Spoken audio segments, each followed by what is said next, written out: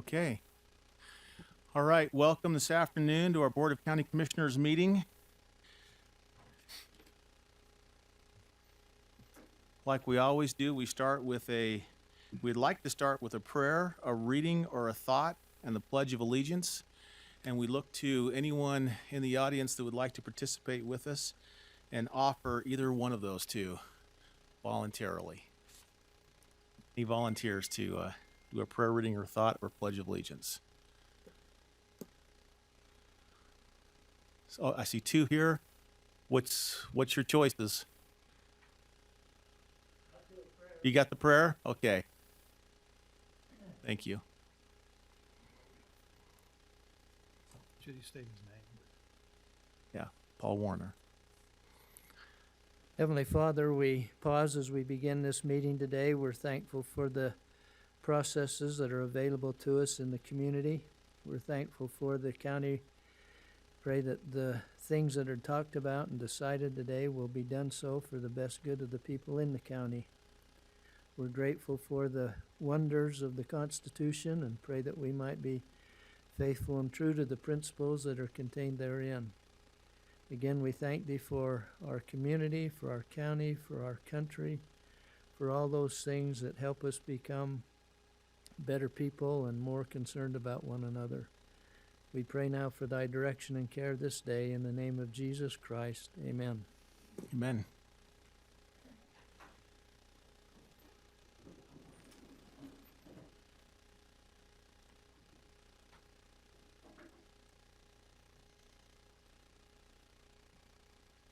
I pledge allegiance to the flag of the United States of America and to the republic for which it stands, one nation, under God, indivisible, with liberty and justice for all. Thank you, and thank you for participating in that. We will, first off, we have a public hearing. This public hearing is regarding the temporary reduction in Commissioner Ainge's annual salary, as he's going to spend some time back east doing a judge advocate basic officer leader course. And so if we could have a motion to open up the public hearing. Make a motion that we open up the public hearing, item number 1. Second. I got a motion and a second to open up the public hearing. All in favor, say aye. Aye. Aye. We're now open for any comment or any thoughts. I see none from the room. Any from online, Alice? See none from online. Okay. Well, a motion then to close the public hearing. Make a motion to close the public hearing, item number 1. Second. Got a motion and a second to close the public hearing. All in favor, say aye. Aye. Aye. Aye. That passes 2-0. We're out of the public hearing. We'll now build our agenda. Items on our agenda.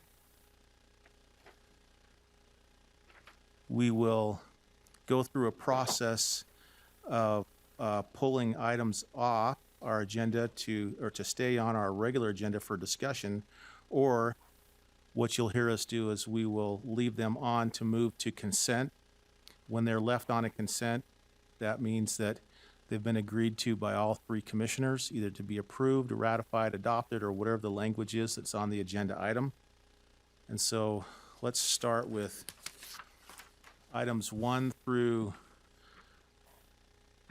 10. Any commissioners want to pull any of those off? I'd like to hold out item number 8 so we can discuss that particular one. I would recommend, typically with these 2 items, we take them into our closed meeting. Okay, We do that. I can concur 8 with that. and 9.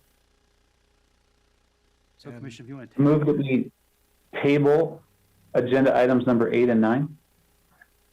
Yes. And so we can leave it on consent to table those. I concur. Okay, yeah. And then on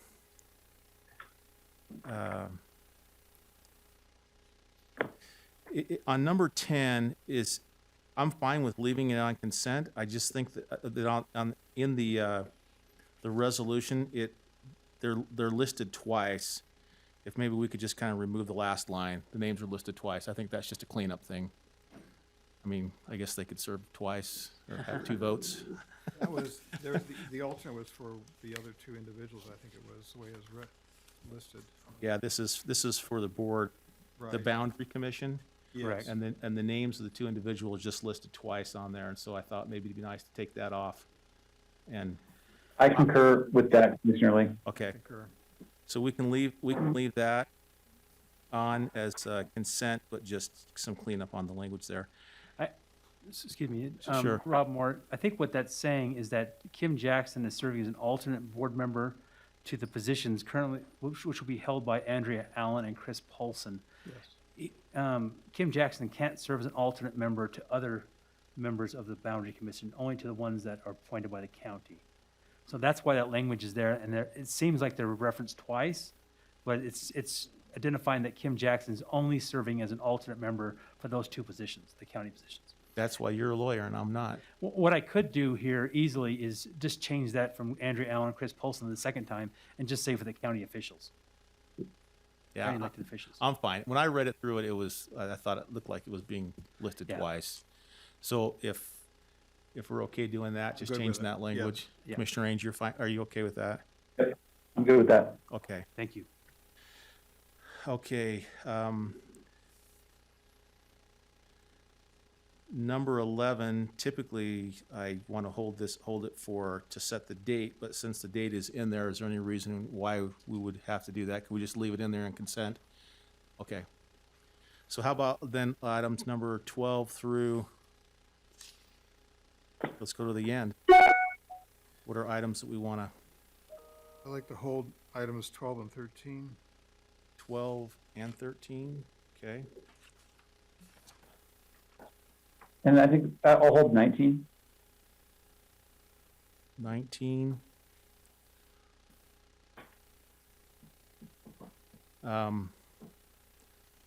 And number 18 for discussion.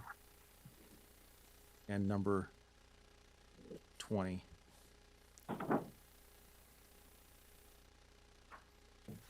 On number 19, I guess we could have a discussion there. I was going to go ahead and just strike that because the interlocal agreements between the cities and the county have not yet come to resolution. And I'm actually fine with that, to strike that. Are you okay with that, Commissioner Ainge? Strike number 19? Sure. Sure. Okay. Okay. So consent to strike number 19. Okay, so going back then,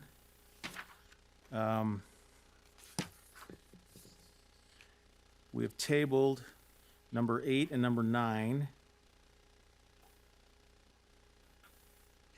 And we're going to hold for discussion number 12, number 13, number 18, and number 20. And then all the others will move to the consent agenda to either be approved, ratified, or whatever the language is adopted as stated in there. I make a motion that we. We can them- just leave them there. Leave them there, just, okay? Yeah, we can just leave them in the consent. Is there any comment on those that we have moved to consent? Okay. Seeing none, then we will start with, oh, yes, Paul, you have a comment on the consent items? Yeah, just one Okay. quick comment, Commissioners, just to clarify. On number 15, we had to upload a number of agreements into the system. Just little changes as we were going along. And so it would just be the last uploaded agreement that would be the agreement that would need to be the effective agreement. That makes sense. I think that, I'm fine with that. If the other commissioners are fine with that too, the last agreement on number 15. I'm fine with that, as Thank you. long as there's no substantive changes made to it.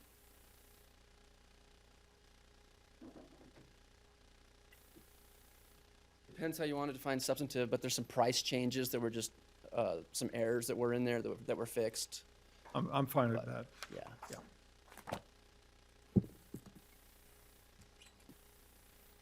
Okay, so that's left on consent. So we tabled 8 and 9, so let's go to number 12. Approve and authorize the signing of amended construction project removal bond agreement between Utah County, Utah, and Lance Bateman. I think we have, is Dave Levitt here to speak to this?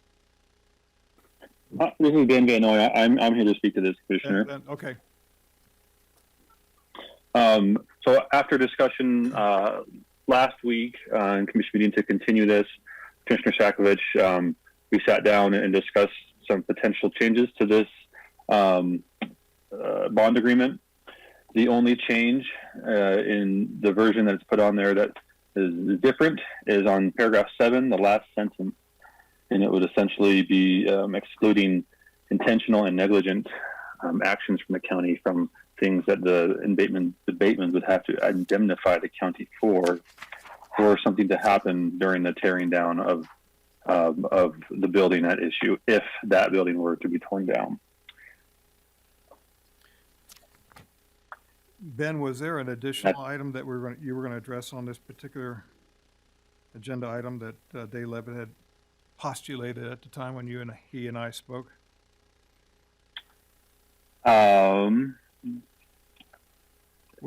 recollection was on number 7. That was the portion that needed to be changed. Verbally, he was mentioning that this should be a county attorney document rather than a commission document. Is that the case or not? No, this current document before you would be something for the commission to approve. Okay, so we're not going to go for that. Okay, all right. So I mean, I would prefer that we keep the existing language that was in there on the original draft. When you have a private property owner who is in non-compliance, who came to this settlement with the county, they have their own attorney, they've agreed to this document. In fact, they've already signed this document. And it's just for us to sign the other side. I can't understand why we would ever negotiate on their behalf and make it easier for them to sue the county when they've already agreed to it and signed it.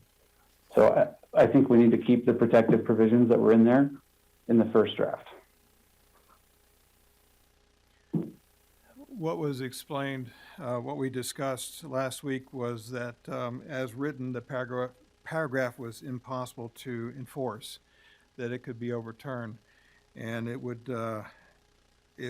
because no entity or individual is unable to sue another organization if they were to deliberately or accidentally cause harm to another party. And so the language was added was to say, yes, we hold you responsible according as outlined, but notwithstanding, you can still come back and sue us in return if we were to cause harm to you in exchange. The point here is that government is serving the people and not the people serving the government. It was the approach I was trying to take with this, and that we are trying to identify all the issues and to ensure that whatever we say in here is enforceable. As the paragraph was written earlier, it was not enforceable.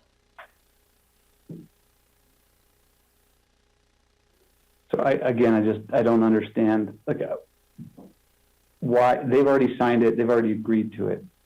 So why, Commissioner Sakovich, instead of negotiating on behalf of the county, are you negotiating on behalf of the private property owner who hasn't even asked to be advocated for?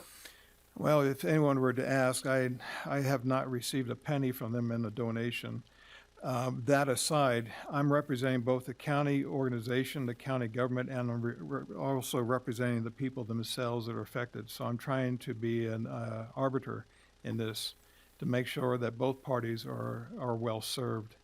And if I see a hole, then I will try to address it as I try to do this one, and I'll likely do it in the future for others. And so that's my approach.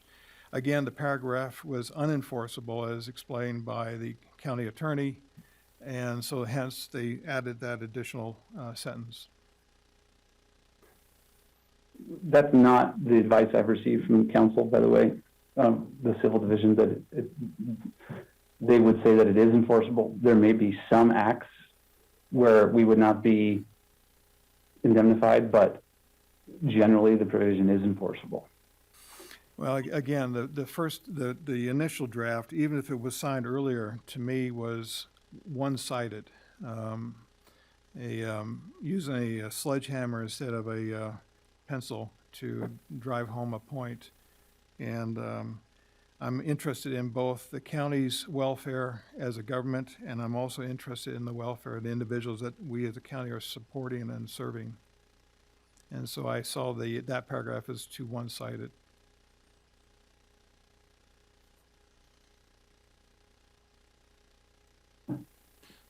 Maybe I can make a recommendation to it in paragraph, in number 7, on number 7.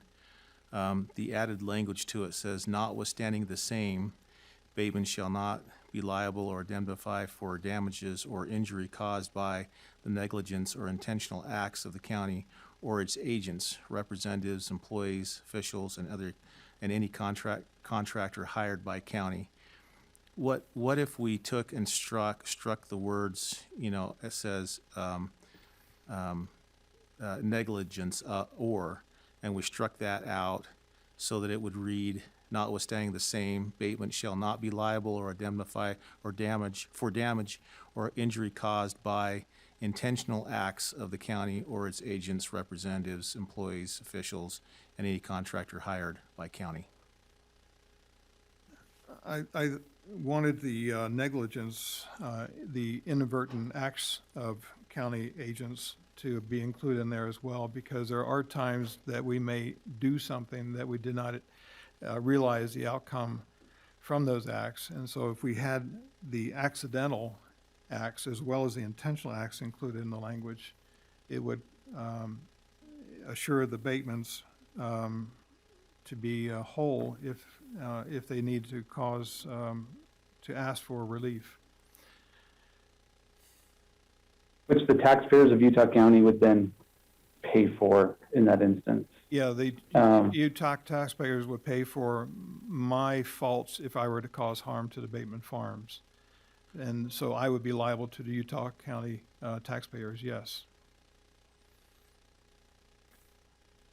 So I would make a motion that we approve agenda item number 12 with the original version that was on last week, which has already been signed by the property owner, approved by our county attorneys, recommended by our county attorneys. I would like to provide an alternate motion, and that is... Let me see first if there's a second to it. I could support that if we were to strike out the negligence part. Do we have And county with a- attorney speak to this first? With the, we can get there. Would you be willing to modify that motion to strike that negligence part out? Commissioner Ainge? I mean, I could have. I mean, I don't think it would have been that big of a deal. But again, I just think the principle of this is I don't feel the need to negotiate on anyone's behalf. This is the county now signing this document. It's already been approved. It will actually take our attorneys time and money to go and make this amendment since the other side has already signed it. So I don't really understand why we would do anything other than sign this document.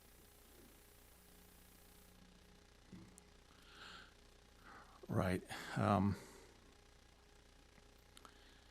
I'll second it for the vote, but there obviously can be another. And before you do a vote, I would ask that we have the county attorney speak to this and Sure. address that. Sure. That came in a little late. This is Ben Benoit. Oh, sorry, there you go. I didn't see you, David. Sorry. Are you talking about me or the county? You talking about my deputy or you talking about me? I was talking about the Dave Levitt. That would be me, yeah. That'd be you. What is your question? Because I came in a little late. You have a copy of the alternate form of the paragraph 7? I'm sure I can have a copy in front of me very quickly. We got a copy of it? Here you go.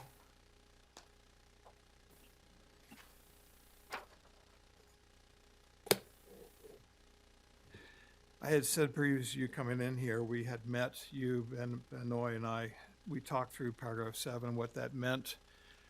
That was one of 2 parts of that meeting. And we were talking through that, in my perspective, that the county was coming through as our way or no way, and for the resident. And the objective of a county commissioner or any other elected or appointed official in the county role is to protect the interests of the county, but also protect the interests of those for whom they are supposed to represent, regardless of what department they belong. And that paragraph 7 to me was too one-sided, and we spent probably about an hour on this, Meaning you and me. you and I think Right. Ben to some degree. Yeah, just to make sure that the records, can I take this off? I don't think I'm close enough to anybody. I met with Commissioner Sakovich last week on this and had Mr. Vanoy on the conference call as well. And we discussed this issue at length, and really what I believe I said during that time was that as a county commissioner and as a county attorney, we hold duties to a lot of people. We hold duties to the general populace. We hold duties to individuals. We also hold duties to county government as the elected officials of that county government. And when we, by the very nature of holding duties to multiple parties who have conflicting interests, we can't satisfy those duties to everyone in every instances, and so you have to make a choice. What I stated was that it's my belief that as many of that intentional acts of the county or negligence by the county isn't likely to be enforceable in one way or the other, because it's an intentional act on the county, and that this is often boilerplate that is inserted to discourage litigation, but isn't necessarily enforceable. Does that comport with what your recollection was? Yeah, I think what you were trying to, in that red portion, was to say that regardless of what we are saying, that you hold us, the county, and indemnify us, that it still doesn't prevent you from seeking litigation if we cause harm. Right. If we cause harm, We, meaning Bateman's, or we as a county cause harm to the Bateman's. if the county causes harm to the Batemans or to anybody else, there's nothing here that would prevent anyone, including the Batemans, from suing us. Whether the Batemans would prevail would be up to the enforceability of this clause. And generally speaking, I won't even speak that specifically. Often, these sorts of clauses are not enforceable, or have been held not to be enforceable, because they're dealing with someone's negligence or an intentional act. And so, I mean, it's like I can't indemnify in certain instances against me committing a crime, for example. I mean, that's not going to get me off the hook, despite the fact that someone says I'll hold you harmless from your actions. And so, at the core of this issue, in my mind, is the question of coming up with who is ultimately to whom do we owe the primary duty. And I would say, if I can speak more broadly about this enforcement action, that enforcement of our zoning ordinance generally resides with the county attorney's office, not with the county commission. And so I'm not sure in moving forward that we ought to be having the county commission engage in these kinds of agreements, because because it's not your role to enforce the zoning ordinance. It's my role as the county attorney. And, you know, now, that's something we can sort out in the future, right? Now we have an enforcement agreement that's been signed by the Batemans. And now we have 3 county commissioners who are signing the addendum on this bond. And like I told you last week, Commissioner Sakovich, we hold lots of duties to lots of people, but primarily, when you're sitting in your role as a county commissioner, our role is to look out after the interests of the county. And to the extent that that violates your conscience or Commissioner Lee's conscience or Commissioner Ainge's conscience, then you vote accordingly. But from our perspective, our duty is, you know, is how we wrote it. Now, I didn't have any problem omitting some of these words because I'm not sure that they're entirely enforceable anyway. But I don't have any problem leaving them in either. So the point was brought up on that second line, injury caused by the negligence or intentional acts of the county. Should both of those phrases be in there, negligence or intentional, or should just intentional? We're in paragraph 7, right? Yes, they added red lines, which I think you have black and white. Notwithstanding that Bateman shall not be liable to indemnify for damages or injury caused by the negligence or intentional acts of the county. I think that we are so in the weeds of this that, again, I don't, from my perspective, it doesn't matter whether they're all there, whether one's there, or whether none of them is there. It's not, for me, it's not a huge deal.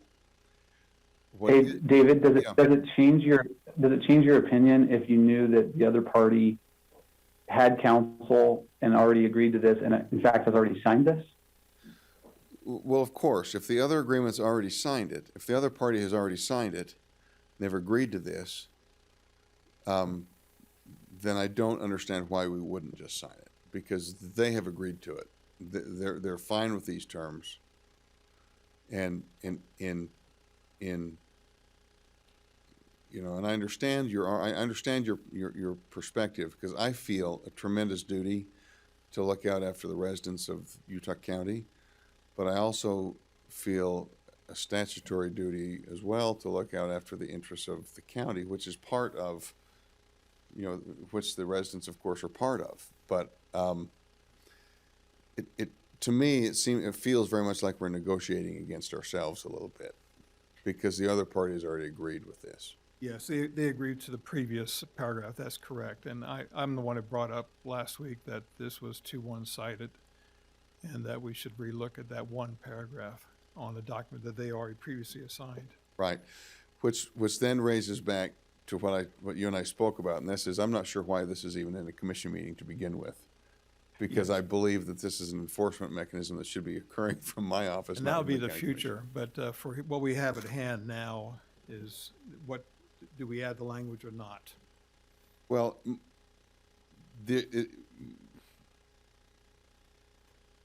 I think that we had agreed in our meeting when we had Mr. Van Noy that one of these phrases would be added. I don't remember which one it was.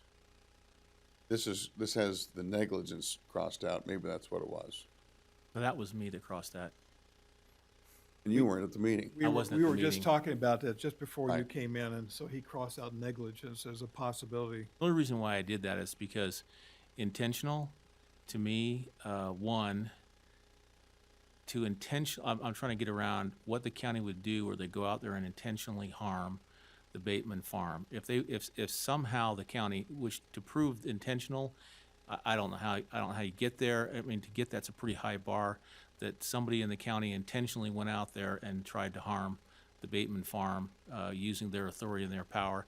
That one's, to me, I think is one that could be left in there, you know, in the sense of intentional. The negligence Yeah. one is a different one for me that I Let me say can't this. cross. Yeah, I am a huge proponent of limited government. But there is a very fine line between limited government and anarchy. and if if we don't handle this correctly, we lose the ability to enforce our own zoning ordinance. Correct. And that's not in anyone's interest.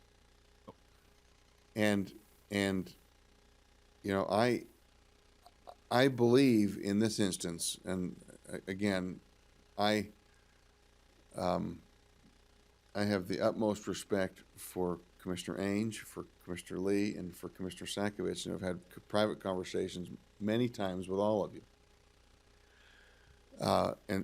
And so I don't mean disrespect here. I don't mean to discuss something that, you know, is sensitive like this in this kind of a meeting, in this kind of a setting, but I believe when it comes right down to it, that the duty, as you sit in this body right now, is to look at the interests of the county as a whole and its residents as a whole, rather than one individual against whom we are seeking enforcement. Correct.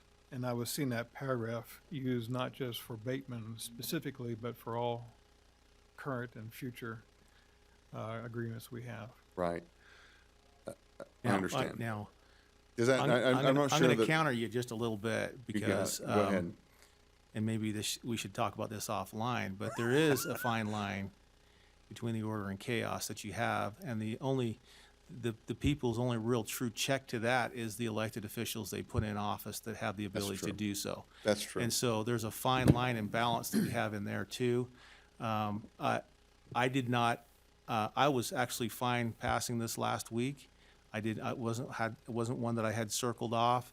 It's one in the past that we've done in the past, that I didn't have a problem with, especially with them signing off on it.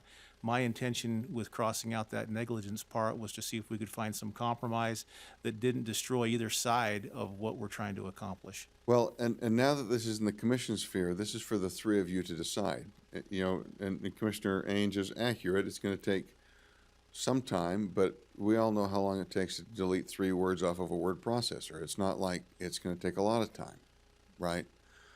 And if we can come up with a compromise that works, I would much rather see a united county commission going forward on this than an ununited county commission. And we'd be more than happy to strike the 3 lines off of the agreement. That notwithstanding, frankly, I'm not sure how much it matters. I think that we're spending a lot of time talking about things that don't necessarily need to be plowed over and over and over and over again. No, and the proposal by Commissioner Lee and Ainge was to delete the word negligence and I'm fine with that. Well, I'm not sure if Commissioner Ainge agrees to that or not, but Commissioner Ainge, what's your thoughts on striking this? Yeah, I prefer the original draft. My position is pretty clear. I think they've signed it, they've reviewed it, their council's reviewed it. We should just sign it.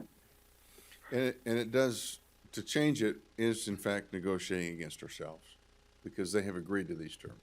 And that's the hardest part with this whole thing, frankly. And I'm trying to set a precedent here that we don't hammer in the nose resident and compel them by the force of law, Right. and they have no recourse in what we say, and that's what I'm concerned about. And I want to be very clear that I agree with those sentiments. However, I would also say that the County Office of Planning and Development and the Utah County Attorney's Office has bent over backwards with these residents to, if I can say that in this way, love them into compliance in a way that has been admirable. And so to suggest that somehow we are beating them over the head with an agreement that's really, frankly, boilerplate in a standard agreement, I think misses the mark a little bit. Because I think that while the Batemans may feel like we're being somewhat heavy-handed, I think that our intention has been to find the balance between allowing free enterprise and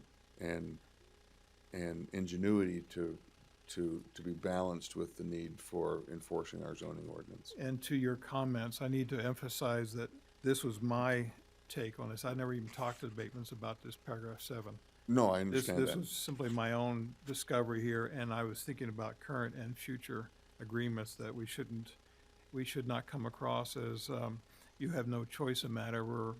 We're compelling you without any recourse, regardless Right. of what we do. And I think that That's what I was concerned about. I think that to Commissioner Ainge's point, the Batemans have been represented throughout this process by lots of different professionals, engineers, lawyers, others. I think it's safe to say that if the Batemans felt like they were being pounded over the head by government, that at some point in this process, they would have raised that themselves. They have not. They've signed the agreement, and so, you know, if they're fine with the agreement, I'm not sure why we wouldn't be fine with the agreement. Again, I'm looking at this from a perspective of a county officer, Mhm. duty to the county government and its people that work for it. I'm also bound by the residents and making sure that they are equitably treated, not heavy-handed as the paragraph 7 came across. No, And that's what it boils down to, nothing more than that. right. And so really what we're dealing with is, you feel like this is heavy-handed. Commissioner Ainge wants to pass it, and that gives all of the influence to Mr. Lee to decide whether he's gonna vote for it or against it. Because that's, you know, that's where it is. So I'll speak to that, just so we can move on. I was willing, if all 3 commissioners wanted to look at doing something a little bit different, maybe striking 3 words. But if there's not consensus across the board to do that, then I'm going to vote consistently with what I've done in the past with these types of resolutions, with what we have before us, you know, what the Batemans have already signed. I want to be as consistent as possible with that. But again, if I could have found 3, you know, the other 2 commissioners to feel like, let's do this, then I wouldn't have mind moving in that direction. Right. Okay, Mr. Chair, I move the previous motion. Okay, so we do have a motion and a second on number 12 to approve and authorize the signing of that amended construction project removal bond agreement. All in favor, say aye. Aye. Wait, sorry, Commissioner, oh, did you, because you already second? I already seconded, yes. Sorry. Aye. Opposed? Oppose? Yeah. Vote against? Okay, so that's Commissioner Ainge and Commissioner Lee in the affirmative and Commissioner Sakovic in the negative. All right. And to be clear for the record, it is the document titled Amended Agreement that was just passed, not Amended Agreement version 2, Amended Agreement. It's a previous version. Yes. Correct. While the 4 of us are together in person and virtually, how do the 3 of you feel about my assertion that these sorts of things from now on ought to be handled by the county attorney's office without coming to the commission? Well, I think that's a discussion that we should probably have on a work session. Because I could say yes and no. It depends on what that is. Agreements are going to have to come before the county commission, like these types of agreements. But I think that's a work session item that we could probably have that discussion with. Okay. I mean, litigation, yes, you litigate, but ultimately, the county commission does have a role in litigation, all litigation, Right. to a certain extent. Yes, until it's criminal litigation, which this To a is. certain extent. I said to a certain extent. Right. And enforcement of a zoning ordinance is in fact a criminal violation. Yeah, okay. All right. Thank you. So we, May the force be Just with to- all of you. just to confirm, we're striking that final sentence then, the red line. Yeah, we went with the original Previous. version. I think there was 2 versions that were uploaded. The previous and this one, Yes, and so we went with the previous one. Okay. Version that was already signed. Is that Yes, correct? yes. Thank you. Okay, number 13 is to approve and authorize the signing of a lease rental loaner equipment agreement between Utah County, Utah, and the Intermountain Golf Cars Incorporated.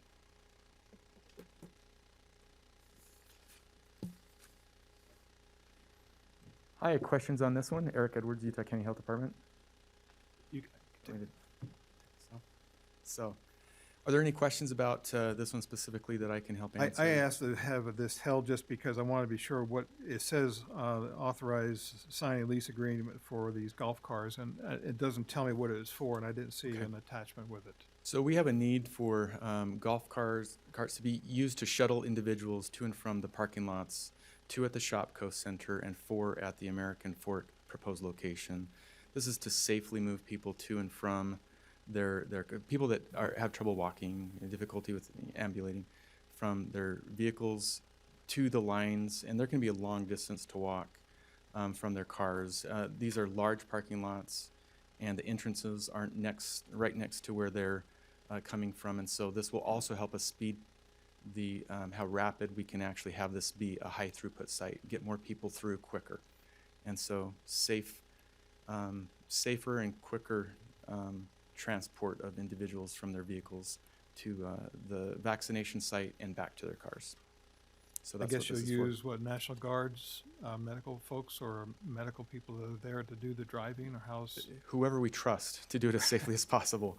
Yeah, we wouldn't. I definitely wouldn't have the Scout do this for a Eagle Scout project. So, any other? Yeah, we'll make sure that it's done I just safely. want to confirm that, again, it wasn't spelled out in the agenda. I just want to be sure about what this meant. Yep. And these are, sorry, Peter Quittner, the Utah County Emergency Management. These are the larger six-passenger carts that you sometimes see. It's not a standard-sized golf cart. It's a little bit bigger to help get more people to and from the parking lot. 6-seater, okay. And Commissioner Sakovic, this is Ben Vanoy again. I'm looking on the agenda system as well, and you're right. Only the quote was uploaded. The standard cover contract form was supposed to be uploaded. I'll take responsibility for that. I apologize for that. It is our standard contract cover sheet with the stated prices. Yeah, So we'll be sure that gets uploaded and to Alice. yeah, not an emergency. I just wanted to be clear. Thank you. One Thank other you. thing about this is part of a larger, that you may have seen, a list of things we need to do to stand up the proposed, sorry if I can take this off, the proposed site in American Fork. This is one of those items. What we're up against is if we're going to meet our certain deadline, we have to get certain things ordered, get them coming so they make it here by our deadline. And this, like one of the others, is one of those things we have to get going on if we want to make that deadline. I understand, yeah. And this will be FEMA funded because it's vaccination specific, right? This is approved for reimbursement under the FEMA Public Assistance Grant, 100%. Based on our previous discussions with FEMA as recent as 2 days ago. So on that larger list that we talked about, Eric, all I know is that I sent my email, or I had Brian send my email back to you. Are we good on that, or are you still waiting? Maybe Ben Vanoy is the one to answer that question. You still on there, Ben? I apologize, Commissioner. Could you ask that again? There was the larger email that kind of ties in with this item that was sent around for a blanket approval for the stand up of the American Fork, and I was just wondering if everything's good to go on that, or are we still waiting for? There's been 2 approvals on that, and as that is more of an administrative decision, I do not believe it's subject to that ratification policy. So yes, I believe we have a green light. We still are working on the lease agreement with the Alpine School District. That is, Alpine is looking at that right now as we speak. So we're hoping to get that by the end of the week, if not sooner. But that would be my office's recommendation, is to wait until that lease is in place, understanding that this is urgent and needs to go forward. If the commission desires it to start right away, then that's your decision. Okay, that's all I want to know, is just make sure you're Thank you. good to go. Okay. I just want to make sure we are clear on these things that need to be ordered. Are we a green light for that longer list, or we just have Well, to get? Ben just said that there was 2. They're probably waiting for the third commissioner, to sign off on that or to say yes to it. But it's not a ratification process; it's an administrative process. And so, in that case, with 2 commissioners, you're green lighted. Okay. Thank you. Thank you. Commissioner Lee, also on this one today, so if you have a motion to approve it, you'll be approving the agreement, which has not been uploaded, but it is on our form agreements the approved standard form agreement. Are you okay with that today? This is number 13. Yes. The quote's on there, but the standard form was not uploaded. But that is the intent today, is to approve that standard form agreement.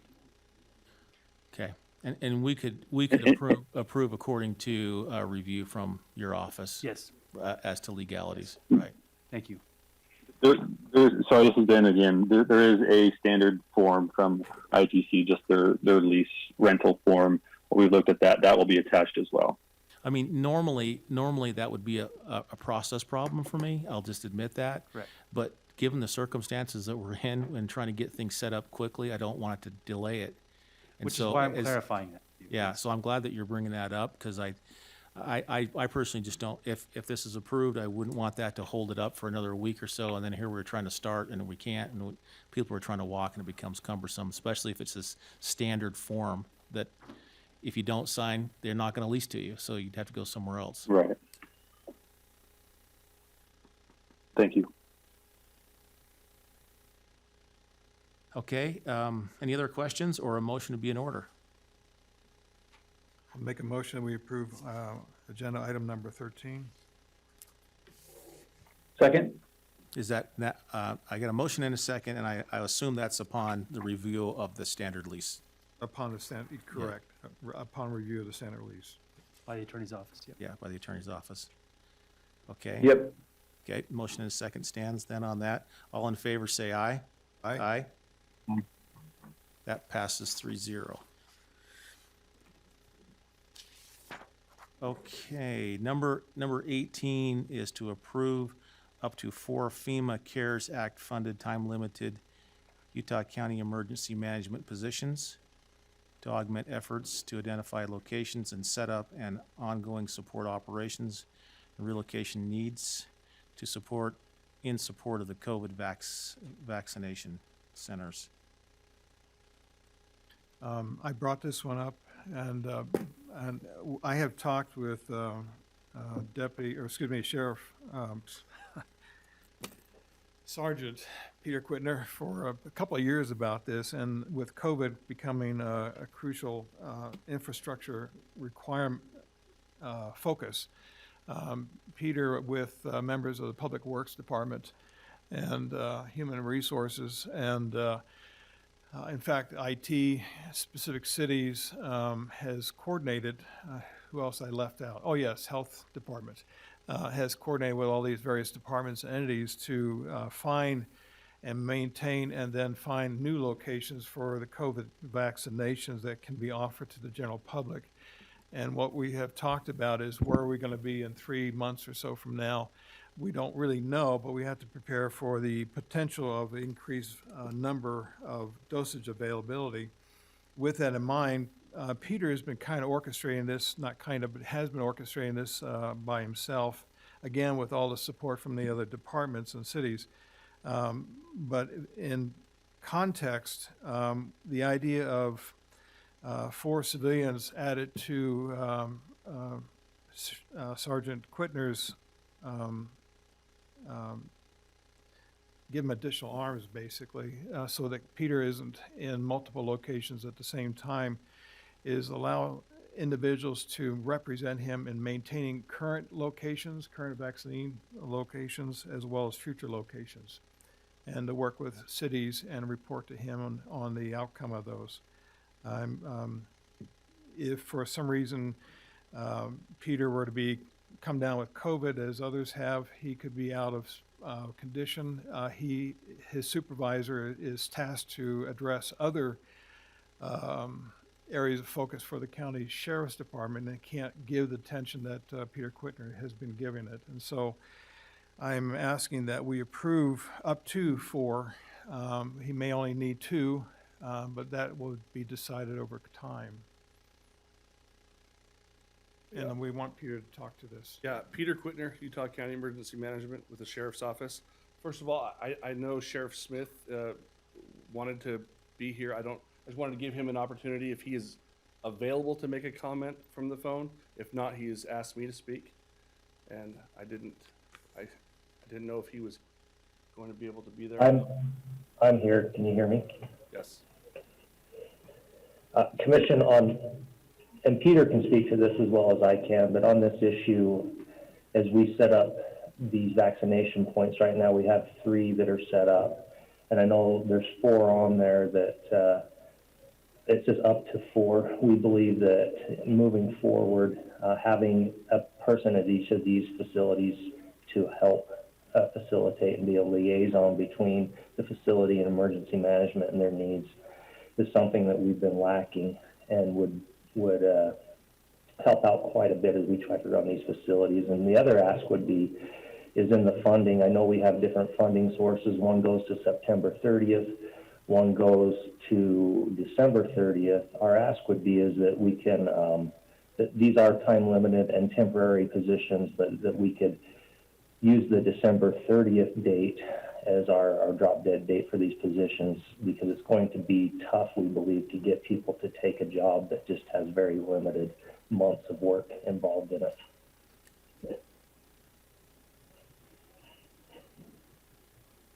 To confirm the FEMA dollars, those run out, is that the September 30th cutoff? Correct. Currently, the date assigned to that is September 30th. That is subject to could be a future extension. We just don't know that. So as of this time frame, all of our correspondence with FEMA is indicating a September 30 time frame. So as of now, for the FEMA Public Assistance Grant, it would be through September 30th. So on a funding basis, you're just looking at the COVID money, the CARES money, or the FEMA money, so it's not going to touch general fund? Correct. And what we could do is if you wanted to set something up so we could pay through September 30 under the Public Assistance Grant and then pick up the remaining couple of months under the CARES funds. okay, that makes sense. Thank you for that. And then under the attachments, there's 2 attachments that says the EOC needs analysis. And it looks like the attachments are both the same attachments. All this is a cost breakdown. And then at the bottom, it says that you're looking for 2. So are you going to start with 2 or what's? Throughout this discussion process, we had some additional requests that through discussion, we've modified this. And based upon where we are now and what was discussed, and we feel that the 3 current time-limited positions will be able to help us attack these specific sites, provide the planning and logistics support to these sites, and allow us to maintain the high level of response that we're giving our public in the community. And we think, although 2 was originally asked for in the initial request, because some of those other things were not discussed and brought forward, if this is the way we want it to go, we are asking for those 3 individuals for a time limited. If that makes sense. Okay, up to 4. And so, and from what I heard you say, we could do a double funding tie into it in the sense of we hire not knowing till December 31st, but we could fund it till September 30th, looking at, and time limited, I mean, as far as I know, Ralph, on time limited, they are, Very much like to clarify that. yeah, because I don't think time limited is necessarily a date. Time limited is that they want, but that they're going to be full-time benefited positions is my understanding. Correct. Correct. So Oh, the term, time limited does not actually apply the way we use it. yeah, you probably ought to come up here so Commissioner Ainge can hear you. I've actually added that. You should come up here, Ralph, so that Commissioner Ainge can hear you.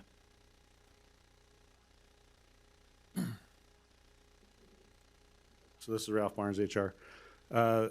These roles will be assumed to be, planned to be, full-time benefited positions.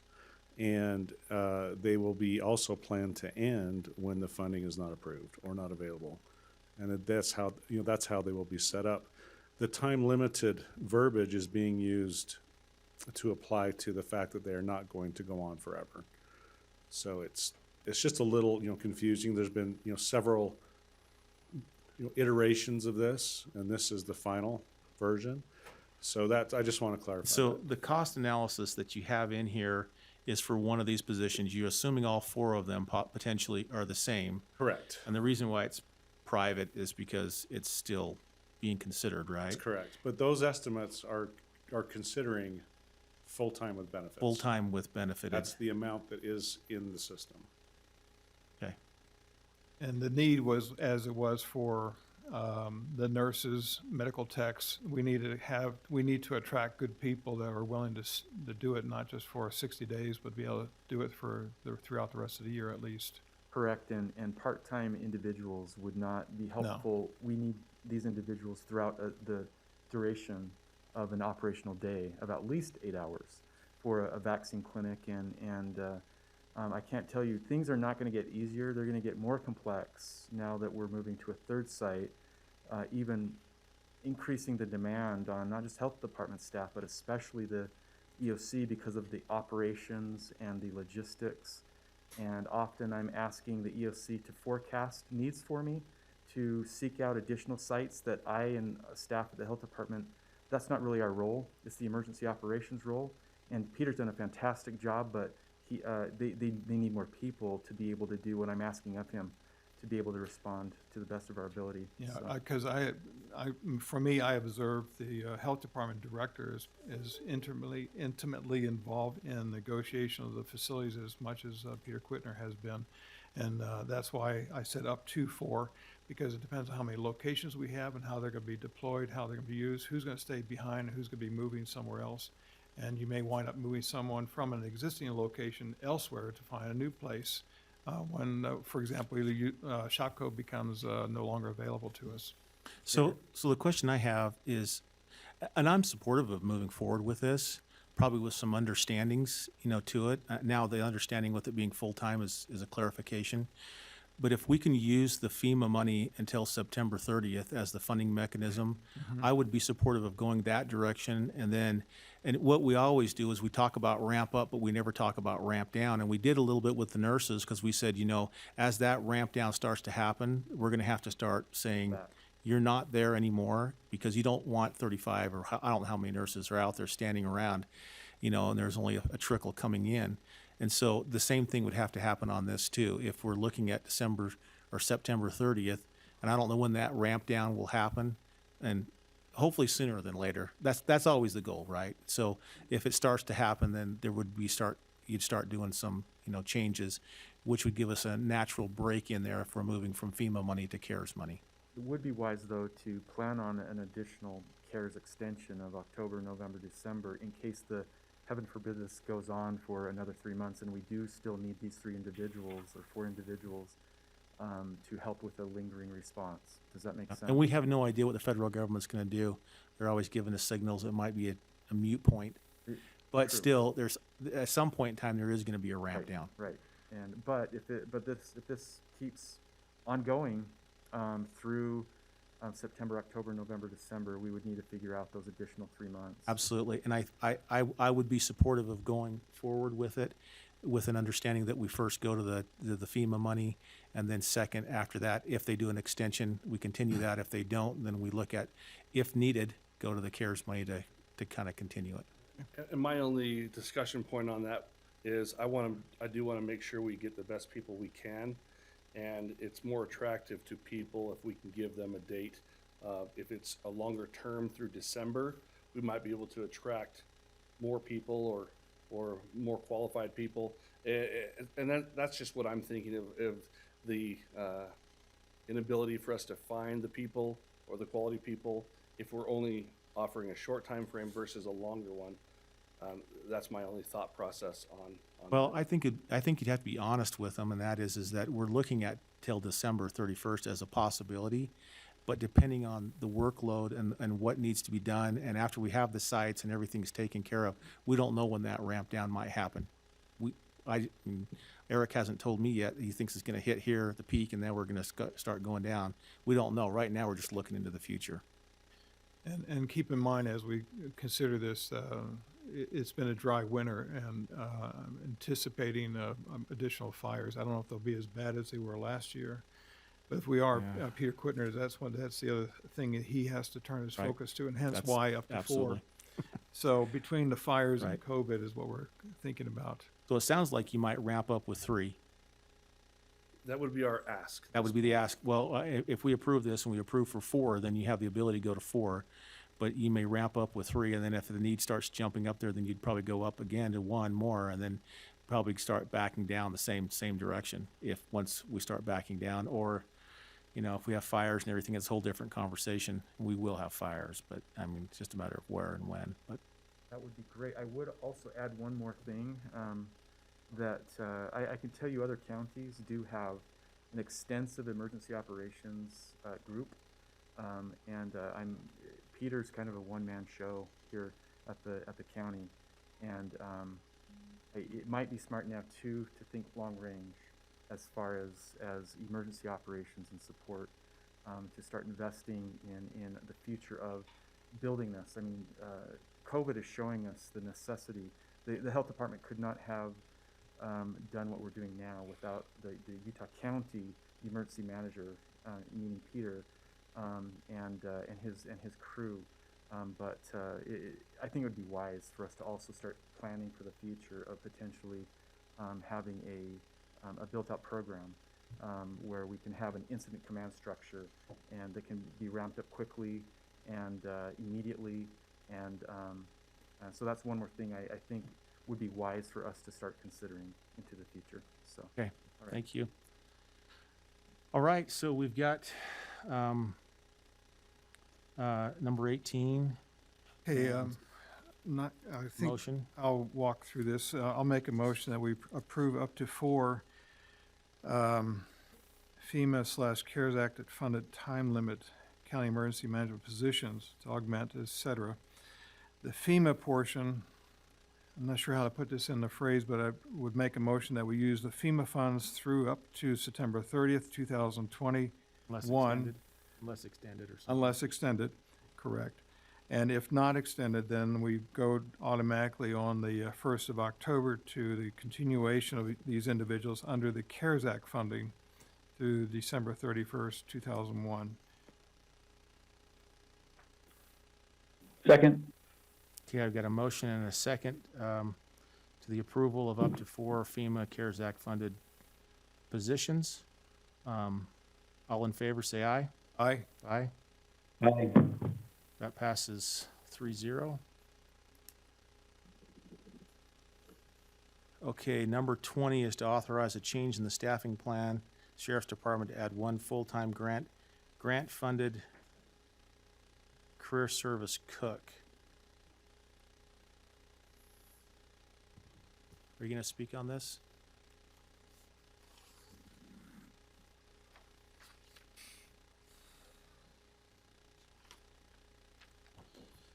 Jason Heilo, Utah County Sheriff's Office. So thank you. I think I know the need, and generally, I'm supportive of this, but there's a couple of questions that I have Okay. that I'd like to kind of work down through, and I think this is a bigger discussion that I received the information on.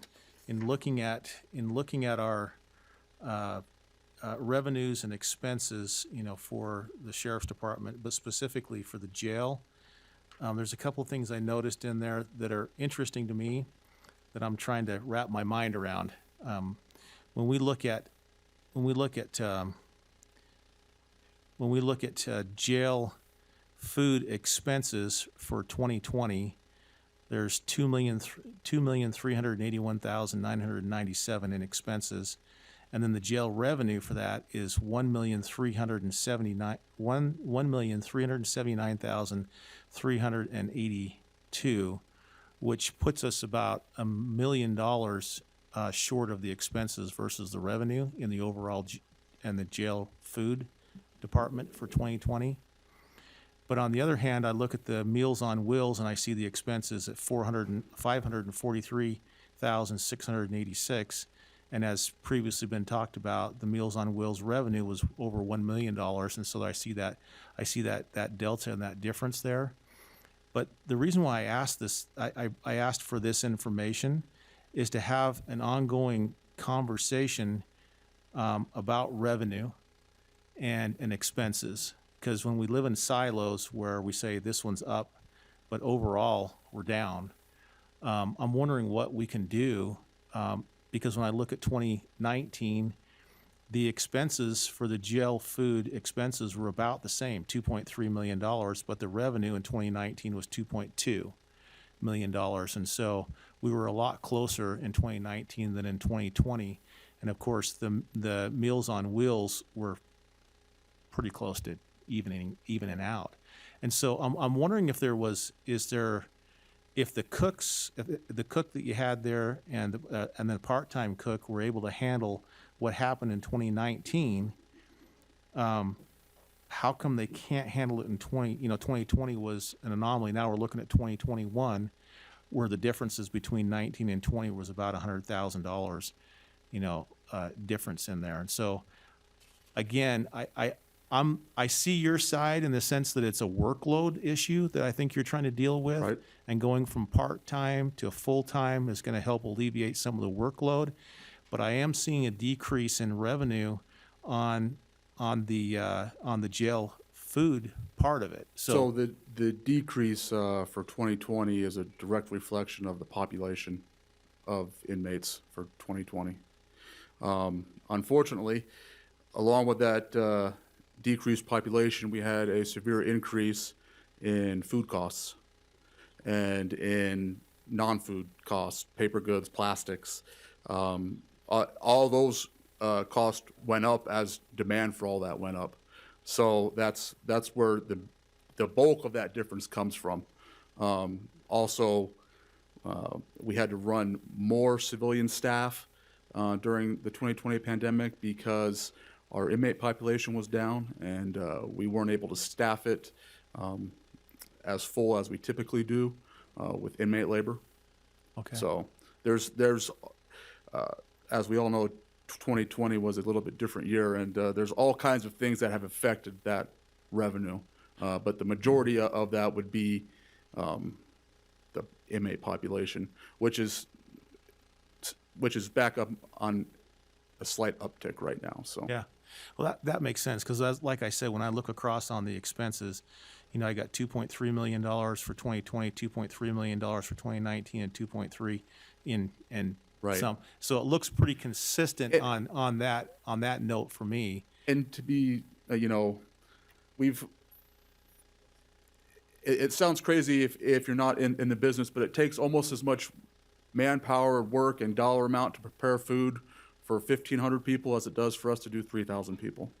It just was, there's certain levels, well, once you get to those, 0 to 5,000 is going to cost you about this much. 5,000 to 10,000, you're going to be right around this much. So it just, there's different levels as we prepare. So, Okay. I just wanted to bring it up as a revenue side. I'm just Absolutely. as concerned about the revenue side as I am, and the reason why, if we look at it, the budgeted revenue for 2020 on the jail food side was one. Let's see, we're at 1.3. 2.6. I'm gonna get so it was 500,000 for the Meals on Wheels side, and obviously we blew that out of the water. Right. 'Cause we doubled that one. Right. But on the food expense side of the revenue side, we're kind of under on that one. Right. And so my nervous part comes in when we're projecting revenues into the future, is that we try to make them as accurate as possible. Otherwise, we get double hit. If you don't Absolutely. produce the revenue, then we also have to expend the expenses. And Right. so I just wanted to bring it up for conversation. no, on there. absolutely. And when I started looking at those numbers, I started digging into it to kind of look for myself to find out why exactly they were what they were, and that was why. Cost of food, supplies, running additional labor because we didn't have the inmate labor. There's just all kinds of different things that figured into 2020 that would have been impossible to forecast. And then the last question I have, and I talked with Ralph just a little bit about this, it is listed down here as grant funded.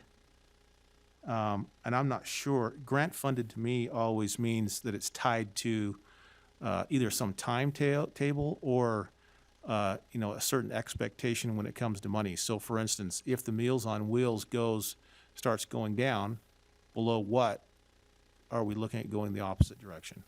Right. And that's why I put the numbers for 19 in there, almost $100,000 that went into the Meals on Wheels fund balance for 2019, and then the almost $500,000 for 2020 was just to kind of show that even on a regular year, financially, Meals on Wheels would be able to sustain that position. Obviously, if we get to a point where we go back down to, you know, where we were doing 200,000 meals versus 330,000 meals, then we could eliminate that position. Okay. So- I'm just wondering if you'd work with Ralph on creating something that would tie the whole thing, because the cook is, I mean, you don't have cooks that are just for Meals on Wheels, do you? Are there Meals on Wheels and jail fund as yes. well? Yeah, So they it's- tie together. So I'd like to see those two tied together in the sense of, you know, a look back for both of them. Okay. And again, I don't know what the other commissioners think. I'm in favor of doing this, especially with, you know, a look back on it to kind of tag it somewhere to a, you know, a funding source that makes sense. But I understand the workload. I mean, you demonstrated that to me, that there is a workload increase that has happened on one side where it looks to me like it's down on the other side.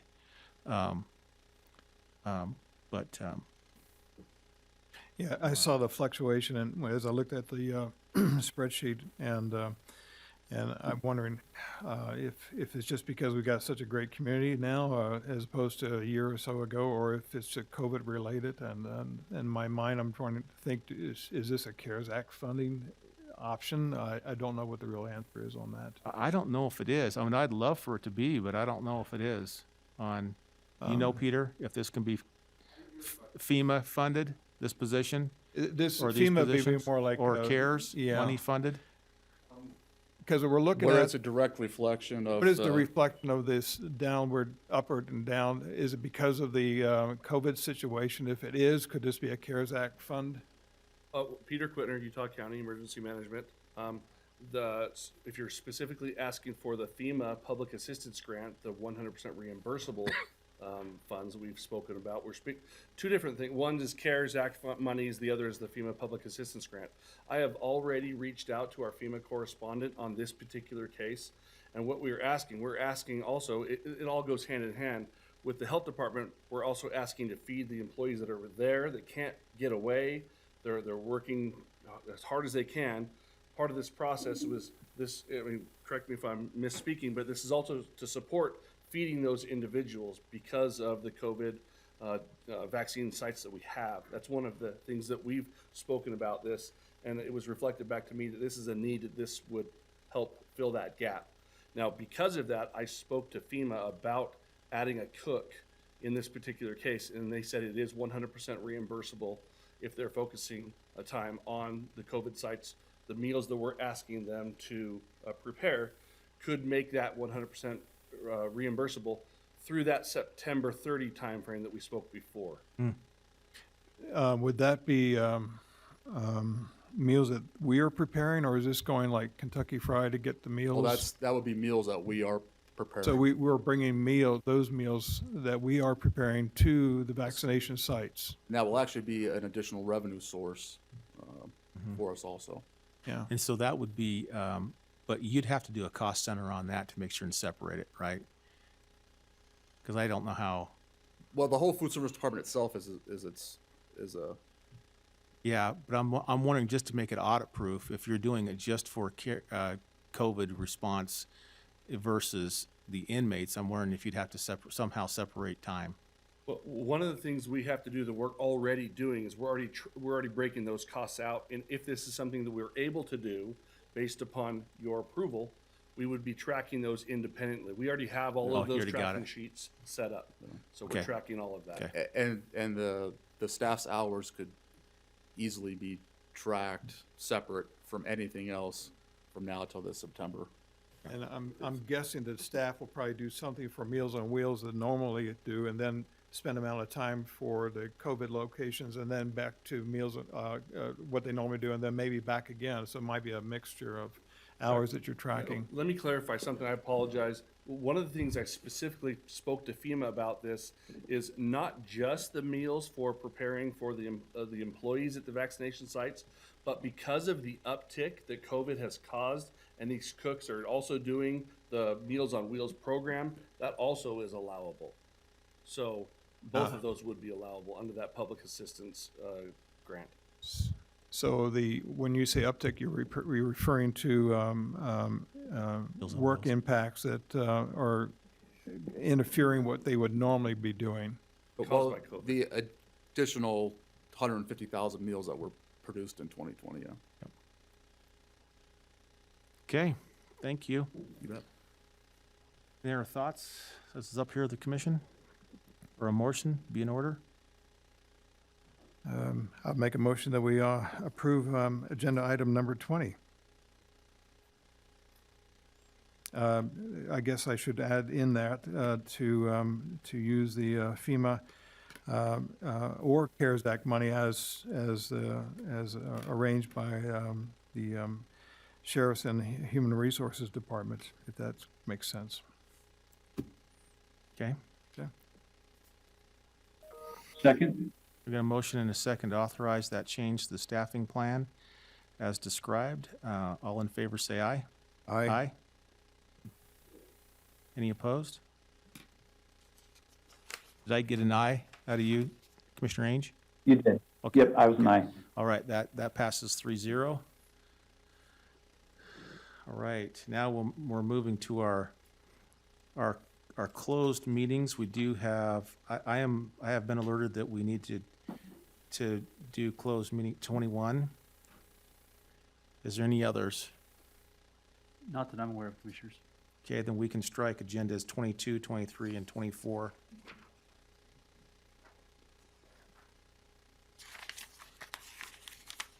I move that we strike items number 22, 23, and 24.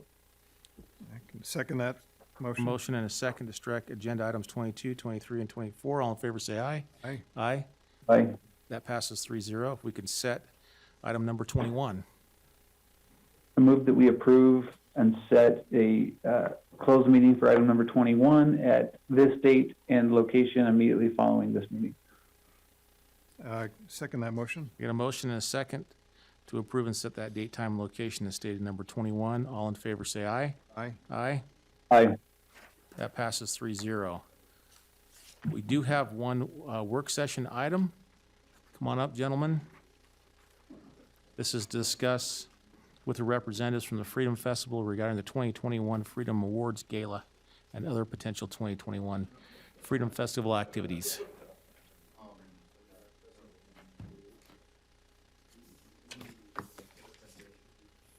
There's one, that one right there, yeah. Thank you. Just for the record, I'm Jim Evans, Executive Director of the America's Freedom Festival at Provo, and Paul Warner, who is the former director for many years and also a member of our Board of Trustees, so we're smart. We don't let any institutional knowledge leave, so. And we are here. We just, two things today. We've shared some documents and things, but before we go to that, I want to let you know we thank you for your support last year. This document before us, the slides we can click, and you have that as well, and I think I just go forward on this. We did a survey. We always do a survey of the state of fire. But last year, we couldn't do that. And so we surveyed all of our mailing list to find out who participated in the fireworks, and there were 1,300 people that responded. And this lets you know the location of the fireworks. They were spread out, as you know. We actually had them in 3 simultaneous locations last year on the 4th. And that way it kept people spread out, not all in one place, and that helped a lot with the social distancing. And this gives you just some facts so you can kind of see what we thank you for helping towards the marketing of that last year with the billboards, of the all the different social media things that we did. And we did provide you with a document that gave you the statistics. I won't go over those statistics, but once again, you can see currently that a large portion, we got Utah County out of their houses. We had some others from Utah, as well as a few from out of state as well. By and large, majority, there was a couple that didn't like it. I think we had a couple complaints. There was someone that said they went outside their home and they could not see the fireworks. and I guess there was a tree in front of them or something. So by and large, the majority of people loved it. We continue to get calls and thank yous and emails from people that appreciated doing something last year to celebrate the freedoms which we all appreciate here in our community.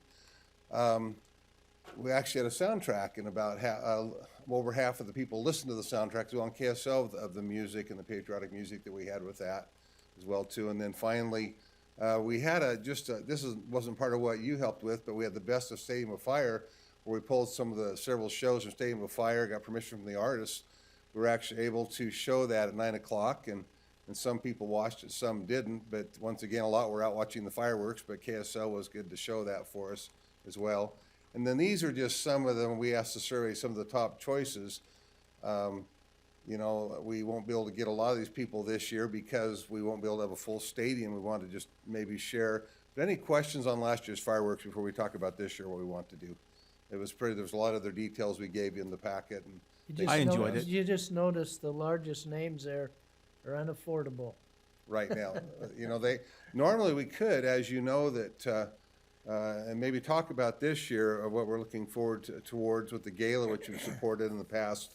We actually have a number of possible people we like to recognize. We were going to recognize last year, but we had to postpone the gala and couldn't do that. We have, I know Paul can address, we had a family that has like 4 people in the military, 4 sisters, right? Right, 5. 5 sisters that and we're going to probably recognize them this year at the gala. Probably before we get into the details, the good news is this: we're going to run a festival this year. We're working that with our partners. We're working with the county, with Provo City, with the health department, with the state, with BYU. We'll know probably come the 3rd week of March how many we can actually put in the stadium. They're going to have a president's council, then get back to us and let us know that. And if we can, usually we have 40 to 45,000 people in the Stadium of Fire. If we can get 15 to 20,000, we feel really good about that and be able to do a show and working towards that with them. And obviously, ticket sales help pay for all the other events of the festival. And if we have about half, we'll look at maybe having some scaled down things. But we're looking at the Balloon Fest, some form of the Grand Parade. We're running a lot of the other events right now. The essay contest, the art contest, the speech contests are going on. Students are preparing their things for that right now to continue to promote God, family, freedom, and country as we do. And so, Paul, let me be quiet. Other questions, and we'll ask for questions that they have, but anything you want to bring up? I didn't recognize Commissioner Lee there for a minute. I thought it was interesting when these people make their recommendations, how many of those that are more large size on the interest, how many we've had. I mean, we've really been fortunate to have some real high talent come to Stadium of Fire. And we had a conversation with our producers today that indicate that we may have to make some adjustments to some of the things we'll do this year, but definitely we're planning to have a Stadium of Fire, so it's great. And so today, just to say thank you in the past, we want to let you know we're moving forward with this, and we would hope that we can have further discussions with the commissioners about supporting the gala, the other things that we've done to promote, wonderful recognize our citizens as you've helped us do in the past. We're working with the facility where we've held it there at the convention center, and as well as doing that. But we, in the past, we've been able to have an agreement. We'd like to maybe go back to that agreement and work with you and the legal staff to maybe put something together as we get closer. We'll know by probably the end of March. End of March, won't we, that we could come back and let you know this is the plans of what we're planning on doing.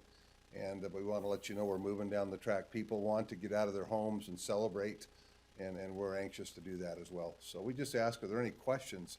But as Jim mentioned before you ask, we are planning to use the convention center again for the gala. That's been a great place. They've worked with us very well, and just the feeling there is really positive. So we may not be able to have as many people there, but we do want to honor these people that Jim mentioned.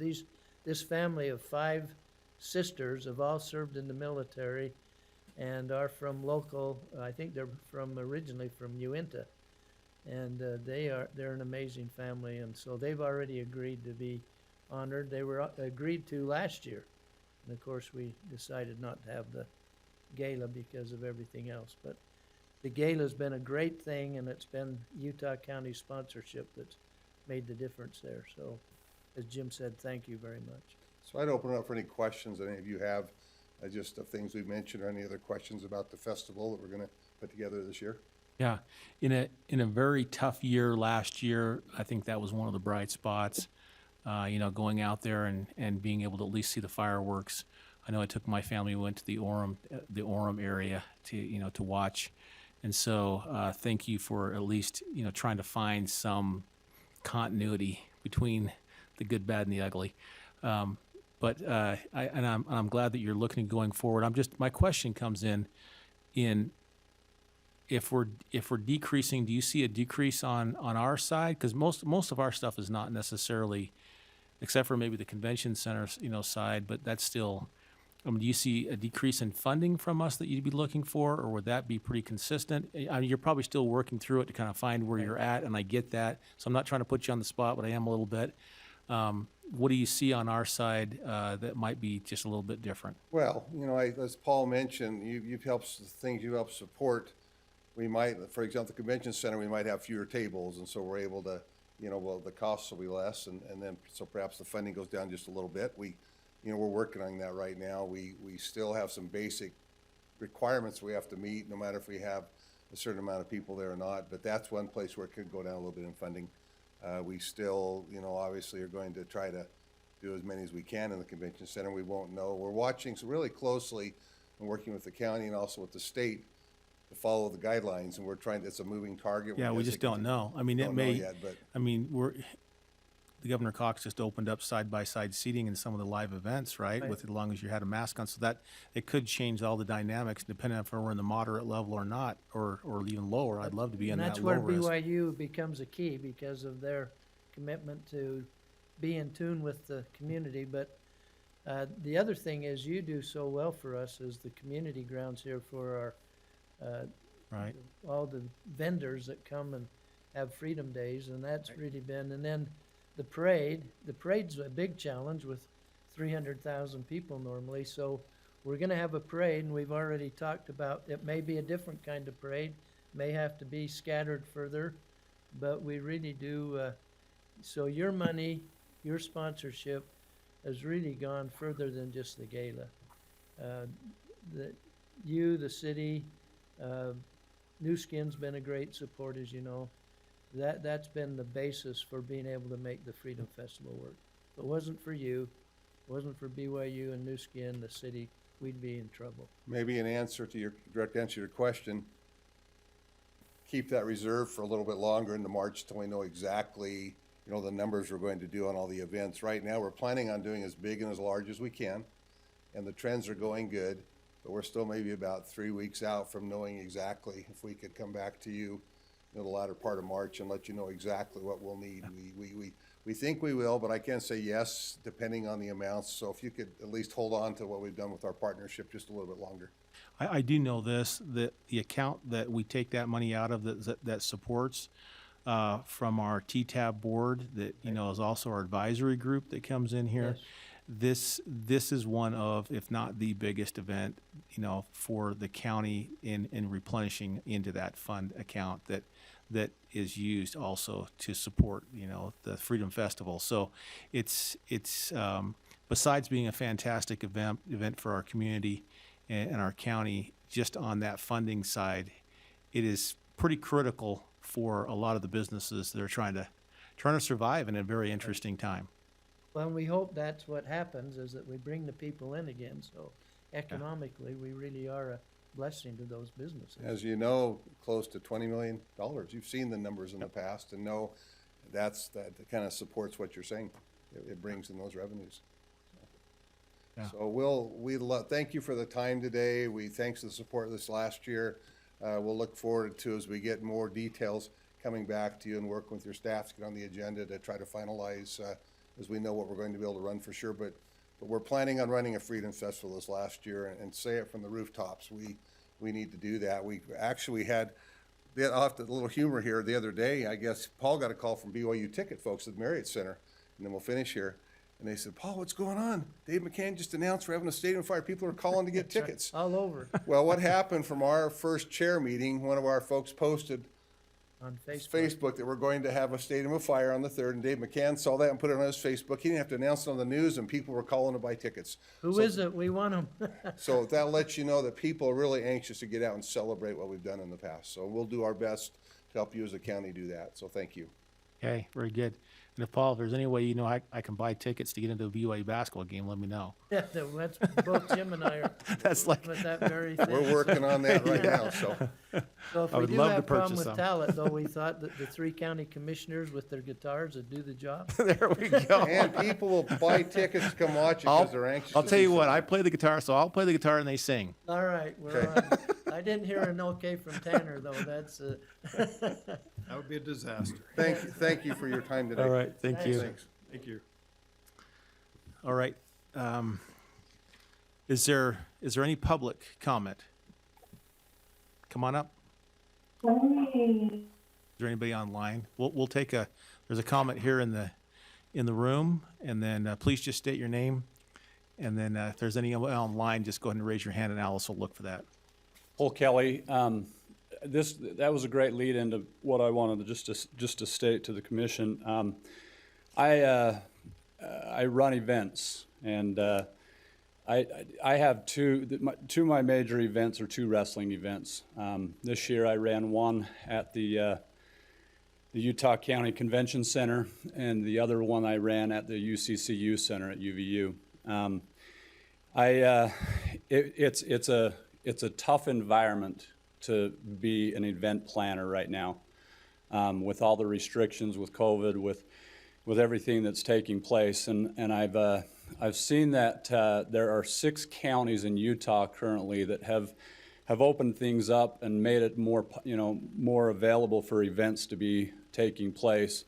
And Utah County is not one of those 6, and I wanted to encourage the commission to take the lead and to be part of that opportunity to really open up opportunities for events to be taking place.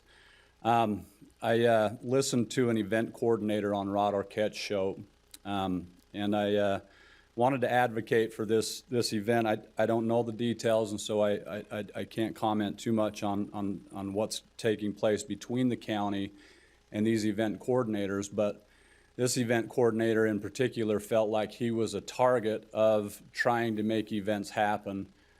He's the individual that held the event, the Halloween party in Saratoga Springs, and his comment was that the maximum fine was $10,000 for violating the code that he apparently violated, and he's been hit with $10,000 individually, $10,000 to his partners, $10,000 to his business, and $10,000 to some of the employees that helped out at the event. And they have a total of $60,000 in fines, which crushes an event coordinator. I would encourage the county to recognize, the data and to, create opportunities for event coordinators such as myself to be able to move forward. My 2 events this year, the one that I held at the UCCU Center, we were not allowed to have spectators. It's a significant hit to the revenue of that event, but we had 750 wrestlers. We had 15 different states represented. Their coaches that came in. On a normal year, I have about 800 wrestlers, so my numbers weren't hurt too bad in terms of participants, but it was interesting. But there was quite a flip, and the flip came with normally my 800 competitors. I have about 70% of those that are in state, 30% of those that are out of state. This year I had 750 competitors, and I would say that 60% were out of state, 40% were in state, and a big part of the reason why I had such resistance from in-state is because the Utah High School Activities Association put some restrictions on my event. I didn't sanction my event through them. I sanctioned it through USA Wrestling, because if I sanctioned through Utah High School Activity, it put significant strains on what I could do with my event. So I want to just, plead to the commission to consider that industry and recognize that industry's does a tremendous amount to bring revenue into the county. With my events, the other event that I held at the Utah County Convention Center, we have normally held that in Davis County at the Legacy Event Center. And literally 3 weeks before the event, they told us, sorry, find a new venue. Utah County is a little more open than Davis County was. We found the opportunity to do it here. And I know that, a lot of the restaurant owners that I spoke to saw a significant increase in their revenue. And so these events do a tremendous amount for our economy in the valley, and want to make that plea to the commission. Cole, if I could, on those 6 counties that you're talking about, Yeah. It's not necessarily a decision that we can make. It comes from the state, and so we have to follow them as we're a political subdivision of the state. And so we can't even, we could have a discussion on it, but actually being able to do something about that is not really in our prerogative to be able to move, or else we would have a discussion about that, but we can't. And so we can't take action, is what I'm trying to say to that. I briefly mentioned the individual that held the party out in Saratoga Springs. The thing that's been tough as an event coordinator is we feel like we're being targeted, I'll tell you this story that may help give you some perspective. But my event that I held at the UCC Youth Center, I call it the Rockwell Rumble. Rockwell Time sponsors the event, so we call it the Rockwell Rumble. And there was a lot of resistance that came from the university. There was a lot of resistance that came from the Utah High School Activities Association. I made a lot of concessions to make sure the event moved forward. I've got a son that's a senior in high school. I wanted him to have the opportunity to compete in that event. It's a prestigious event for the kids to be able to compete in. It's almost like, even after my event, I got a call from the Utah County Health Department and said, you need to email all of your participants and let them know that they've been exposed. And I said, can you give me details about the exposure? Well, there was a team from Colorado that had several that tested positive, and the Colorado Health Department called us and told us that those kids exposed your wrestlers at your event. So I followed up and did my own research, and I called it. We're a pretty tight-knit community. I know every coach that brought kids from Colorado, and I called every one of those coaches, and I said, did you have kids that had symptoms after? Did you have kids that tested positive after? And not one coach from Colorado reported back to me that they had kids testing positive or kids that were sick after our event. So then I went to Utah, and the Utah High School Activities Association, they're testing kids every other week. I got that call from the Utah County Health Department. Actually, I don't think it was county, it was the state health department, 2 weeks after my event, which means that every Utah kid in the state that competes had been tested between my event and when I got that phone call. So I immediately sent out an email to all the coaches in Utah and asked, hey, I want you to report back, your kids have tested. If you had an athlete that tested positive after my event, I want to know. I want to collect that data for myself. I had 2 coaches reply back that each had 1 athlete. So what I was able to gather, the data that I have, is that after my event, I had 2 athletes out of 750 athletes that tested positive, and those 2 athletes were asymptomatic. And, and yet I felt like the Utah Health Department wanted to label me as a super spreader event, And the Utah Health Department called me because I was pretty persistent with my own data gathering process, but I contacted, they contacted me back a week or 2 later. I don't remember the exact time frame, but they said to me, hey, we want to let you know that your event was deemed to not be, it was not a super spreader event.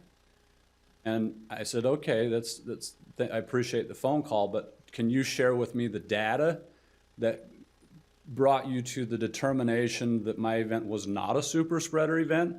And their reply was, we don't have any formal data that we can share with you. So there's, by what criteria are they defining a super spreader event? And that's where, I look at the young man, I know again, I don't know them personally, but that tried to hold the event, Saratoga Springs, I know they're trying to hold one in Spanish Fork, and they, you know, keep getting shut down. You know,